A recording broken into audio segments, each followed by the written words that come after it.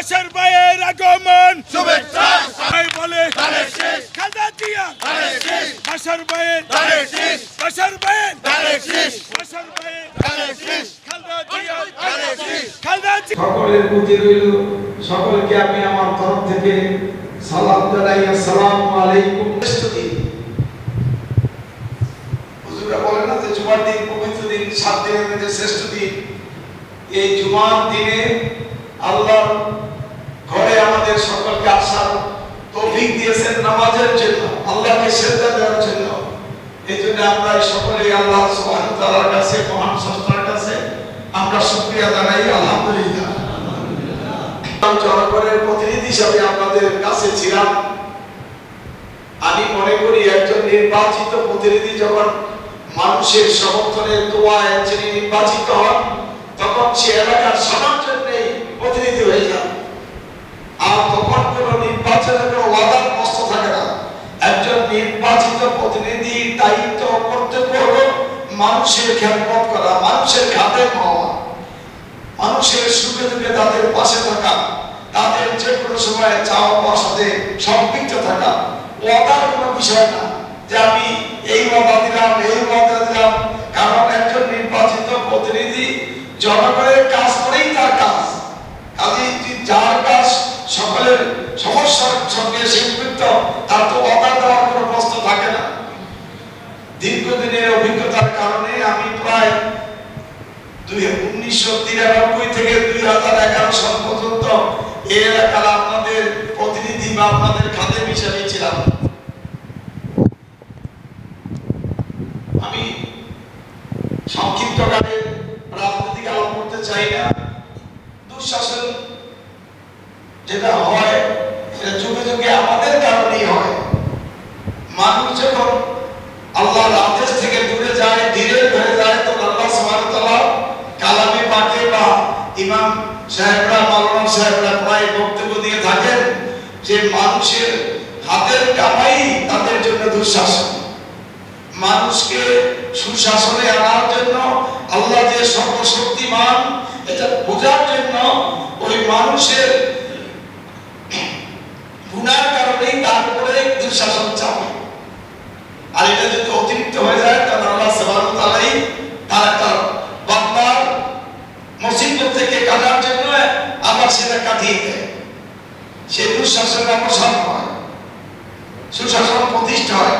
আমরা দোয়া করবো যে দীর্ঘ সময় একটা দেশের মধ্যে স্বৈর শাসন ছিল, মানুষের অধিকার ছিল না।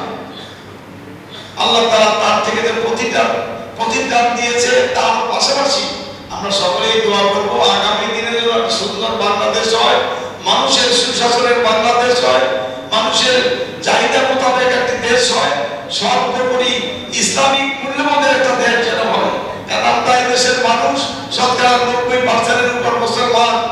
আমরা মুসলমান যারা ইসলামী তাহাজ্জুদ তামাদ্দুন নিয়ে, দ্বীন নিয়ে আমরা বাঁচতে পারি, এটার জন্য হয় আল্লাহ তাআলাই যেন করে দেয়। আমি আমার বক্তব্যের শেষ প্রান্তের সাথে বলতে চাই, দীর্ঘ সময় কমিশনার কাউন্সিলর হিসেবে ছিলাম। আগামী দিনে আপনারা জানেন যে জাতীয় সংসদের নির্বাচন হবে। জাতীয় সংসদটা কি?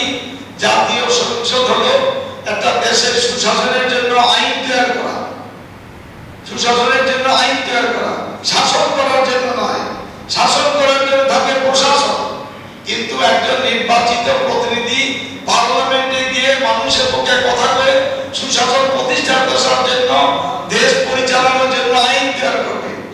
আল্লাহ যদি সেই সুযোগ আমাদের করে, আমি আল্লাহর ঘরে দাঁড়িয়ে যে কথাই বলতে চাই, আমার মনের যে ইচ্ছা, আমিও চাই যে আমার বয়স হয়েছে, মানুষের সকল মানুষের মন ধরে।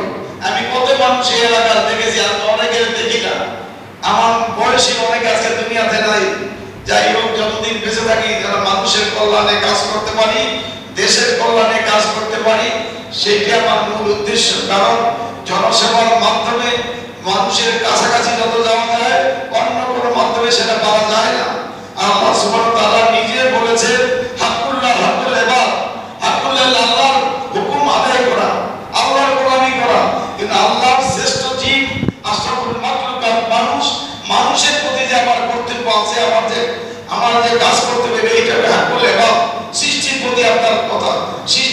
আপনার দায়িত্ব কর্তব্য যে হাকুল ইবাদ এটা আমরা যে করতে পারি এবং বহুত পর্যন্ত যেন মানুষের খেদমতে করে দিয়ে ঈমান নিয়ে কবর যেতে পারি এটি আপনাদের কাছে চাই। আল্লাহ যদি কবুল করে, আল্লাহ যদি সমস্ত করার মালিক আল্লাহ। ইমাম সাহেব কিছুক্ষণ আগে সুন্দরভাবে ব্যাখ্যা দিলেন, সব কিছু হয় কে করে? আল্লাহই করে। আল্লাহ তাআলাই আমাদের দেশ স্বাধীন করে দিয়েছিল, আল্লাহ তাআলাই এদেশের মানুষের মুসলমানদের জন্য ইসলামিক মূল্যবোধের এক শাসন দিয়েছিল। আবার আল্লাহ তাআলার হুকুমে দেশের দুঃশাসন হয়েছিল। আবার আল্লাহ তাআলার হুকুমে আজকে নতুনভাবে দেশ গড়ার একটা সুযোগ করে দিয়েছে। সেই জন্য আল্লাহর উপরে ভরসা করে বলতে চাই, আল্লাহ যদি আমাকে সুযোগ দেয় আগামীতে নির্বাচন, আমি আশাবাদী আমি এই এলাকার প্রার্থী হিসাবে আপনাদের কাছে দোয়া চাই, আপনাদের সমর্থন চাই। আমার এই এলাকা থেকে আমি শুরু করলাম, আমি পর্যায়ক্রমে যেহেতু এই এলাকার এই থানা নির্বাচনী জেলা সভা, এই থানার সভাপতি হিসাবে 30 বছর আমার দায়িত্ব পালন করেছি। তো আমাকে দলের কর্মী সংগঠিত করার জন্য অলি গলি মানুষ আমি চিনি। যদি আপনারা মনে করেন যে আপনাদের ভাই হিসাবে মুরব্বীরা, আমার বয়সের এক মুরব্বী ভাই হিসাবে, বন্ধু হিসাবে, তারা নতুন প্রজন্মে তারা আমি অভিভাবক হিসাবে গ্রহণ করেন, আমি আমার সাধ্য মতো আপনাদের সেবা করে যাব। এই দোয়া চেয়ে আল্লাহ রাব্বুল আলামিনের কাছে আবার সেই প্রার্থনা করি, আল্লাহ তাআলা যেন দুনিয়াতে ইজ্জতের সহিত রাখে এবং মওতের পরে যে আসল জিন্দেগি, সেখানে ইমাম সাহেব আজকে বয়ানের সাথে আমার মনের কথাগুলি মিলে গেল।